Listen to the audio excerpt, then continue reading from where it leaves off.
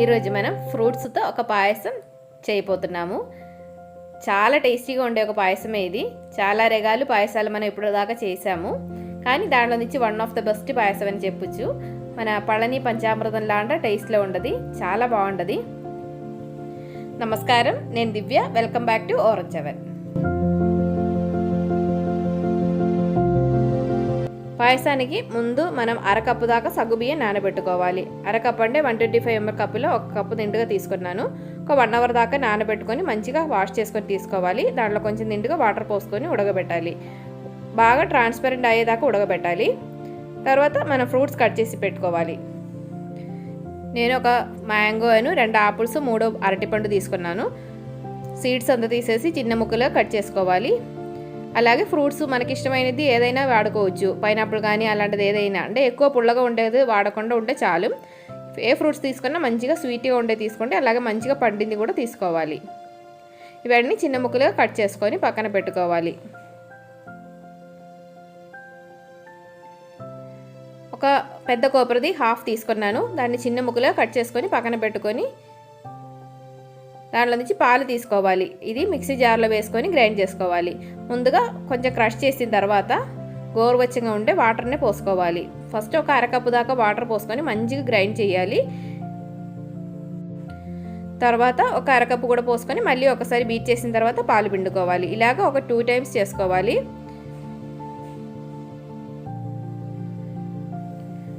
ఇదొక స్ట్రైనర్లో పోసి బాగా వడగట్టుకోవాలి. ఈ పచ్చి కొబ్బరిని బాగా స్క్వీజ్ చేసుకొని దాంట్లో నుంచి పాలు తీసుకోవాలి, లేకపోతే మొత్తం పాలు రాదు. అలాగే మొత్తం ఒక 1/2 లీటర్ దాకా పాలు పిండుకున్నాను. ఇప్పుడు బెల్లం తీసుకుంటున్నాను. ఒక 300 గ్రామ్ దాకా బెల్లం నేను తీసుకుంటున్నాను. మనం తీసుకునే పండుది స్వీట్నెస్ బట్టి మనకు అడ్జస్ట్ చేసుకోవాలి. బెల్లం అనేది పుల్లగా ఉంటే ఇంకా కొంచెం ఎక్కువగా బెల్లం వాడాలి. ఇది కొంచెం వాటర్ పోసుకొని బాగా బాయిల్ చేసుకొని కరిగనివ్వాలి. బాగా మేము అవసరం లేదు, కొంచెం వాటర్ పోసుకొని బాగా బాయిల్ చేసుకుంటే చాలు. ఇది తీసి పక్కన పెట్టుకుంటున్నాను. ఒక కడాయి పెట్టుకొని దానిలోకి కొంచెం ఎక్కువగా నెయ్యి పోసుకోవాలి. ఒక 3-4 టేబుల్ స్పూన్ దాకా పోసుకోండి. కొంచెం క్యాష్ నట్ అలాగే కిస్మిస్ ఫ్రై చేసుకొని తీసుకోవాలి. ఇది తీసి పక్కన పెట్టిన తర్వాత మన ఫ్రూట్స్ని దీనిలోనే వేసుకోవాలి.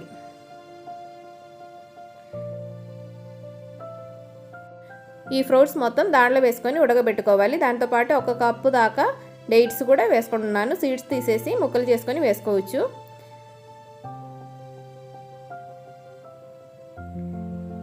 ఇది కూడా వేసుకొని బాగా మిక్స్ చేసుకోవాలి. ఈ డేట్స్ ఫ్రూట్స్ అవి అన్నీ ఉడగాలి. ఉడిగి కొంచెం సాఫ్ట్ అవ్వాలి, కానీ అన్ని ముక్కలు మెత్తగా ఉడిగిపోవాల్సిన అవసరం లేదు. కొంచెం ముక్కలు ముక్కలుగానే ఉండాలి. ఇలాగా అయినప్పుడు మనం కరగబెట్టి పక్కన పెట్టిన బెల్లం సిరప్ని దాంట్లో పోసుకోవాలి. కొంచెం స్ట్రెయిన్ చేసి పోసుకొని దాంట్లో ఉండే ఇసుక అంతా తీసేసేయాలి.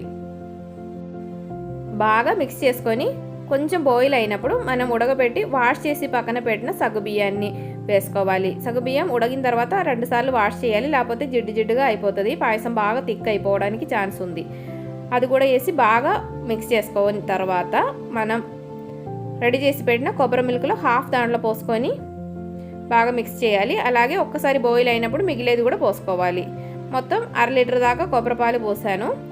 ఇది బాగా బాయిల్ అయినప్పుడు 2 పించ్ దాకా సాల్ట్, అలాగే 1/2 టీ స్పూన్ దాకా సొండి పౌడర్, 1/2 టీ స్పూన్ దాకా జీలకర్ర పౌడర్, 1 టీ స్పూన్ దాకా ఇలాచీ పౌడర్ కూడా వేసుకొని మంచిగా మిక్స్ చేసుకొని స్టవ్ ఆఫ్ చేయాలి. ఒకవేళ ఎక్కువగా లూసుగా ఉంది అని అనిపిస్తే ఇంకా కొంచెంసేపు బాయిల్ చేసుకోవాలి. తర్వాత మనం లాస్ట్లో వేసిన పొడిలన్నీ వేసుకోవాలి. ఇప్పుడు ఇది కొంచెం లూస్గా ఉన్నా కూడా కొంచెం చల్లారిన తర్వాత కొంచెం థిక్గా అవుతుంది. అలాగే లాస్ట్లో మనం ఫ్రై చేసి పెట్టిన క్యాష్యూ కిస్మిస్లు కూడా వేసుకొని సర్వ్ చేసుకోవచ్చు. సర్వ్ చేసుకునేటప్పుడు పాయసం బాగా చల్లారిన తర్వాత సర్వ్ చేసుకుంటేనే టేస్ట్ ఎక్కువగా ఉండదు. లేకపోతే ఫ్రూట్స్ని ఈ స్వీట్ అంతా పీల్చుకొని కొంచెం రెడీ అవ్వడానికి టైం ఇవ్వాలి.